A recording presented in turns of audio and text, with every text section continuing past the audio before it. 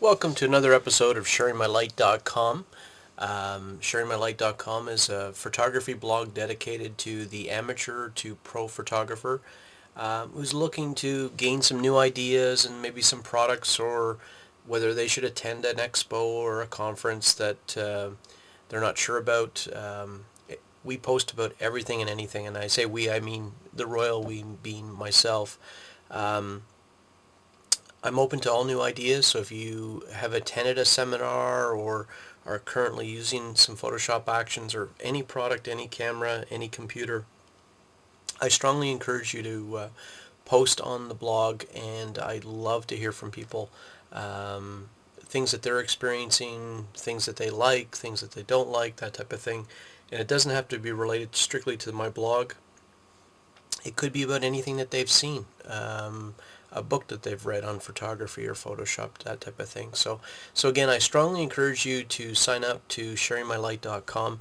I really do like to see the numbers going up, and it allows us to continue doing this on a daily basis. So anyways, that's the little spiel. What I'm going to do today is I'm going to open up a photo that I got from iStock Photo, and I intentionally darkened the image, purposely darkened the image, just to get the effect that I wanted. So if you ever take a photo, and say it's a photo that you really like, and but for whatever reason the exposure didn't turn out, it's a little dark, and it's, say, the only photo of your kid smiling, or the only photo of your car that you took in the summer, whatever the case may be.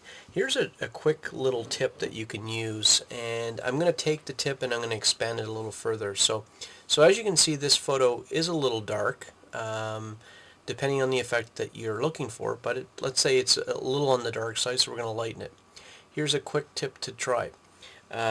Using the Mac, or you can use one of the commands down here, but say Command J on the Mac duplicates the layer. Now again, I'm going to undo this. So if we were to go image, and I apologize, I tend to work a lot on, here we go, duplicate layer. I tend to work all in shortcut commands, so I apologize for not knowing that off the top of my head off the menu system up above, but Command J in the Mac will do it. In order to lighten it, we're going to change the blend mode, which is right here. Right now it's currently on normal, and as you can see, it really didn't make a difference to the photograph at all. Change it to screen, which is right here.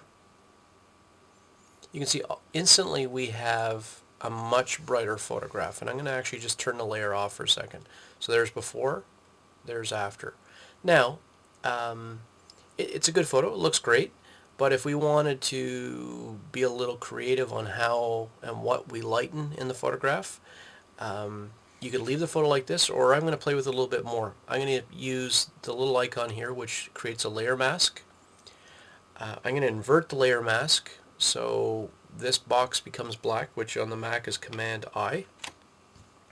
You can see the photograph is now turned back to what it looked like before we created the additional layer.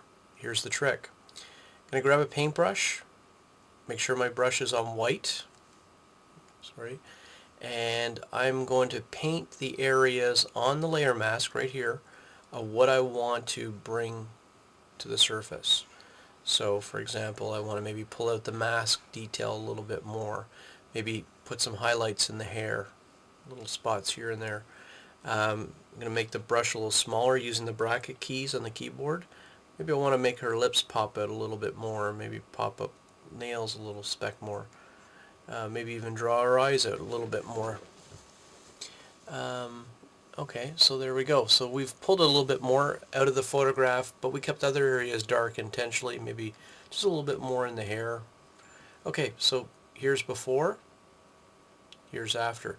So you see, we've decided to leave the exposure dark in some areas, and almost like using a dodge and burn technique, we decided to pull out what we wanted to keep to lighten in the case of the eyes. Again, if you want to see what we've touched, again, the old trick I've taught before, use the backward slash on the keyboard, and you can see what we've actually touched on. We've actually did some work here, the mask, the eyes, and so on, the lips.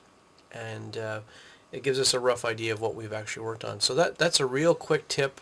If you ever have a dark photo, duplicate the layer, change the blend mode to screen. You can leave it as it is, or you can put a layer mask. Again, create a layer mask. It's just hitting this little icon here on the bottom. Invert the layer mask, which is Command I. You basically, when I say invert the layer mask, is that it's black. You then take a paintbrush, put it on white, and you paint over the layer mask on the photo here to draw out things that you want to reveal in the photograph. And in the case of our photograph, you can see we decided to highlight some of the hair area, the mask, the eyes, and so on. So we can click it here. That's it for today. So again, I would really like you to take a moment to register on the blog and subscribe, post comments. If you've seen something great, I'd love to hear from you. If you got a new camera and you want to tell the world about it, whatever you might have an interest in, please do post. I'd love to hear from you. I don't care what it involves, whether it's a great shoot that you had on the weekend, or some actions that you purchased and you really enjoyed, or it's a conference or a workshop that you attended that you would like to share with the rest of the world to attend. It's all good. So please do post. Have a great day, everybody. Bye-bye.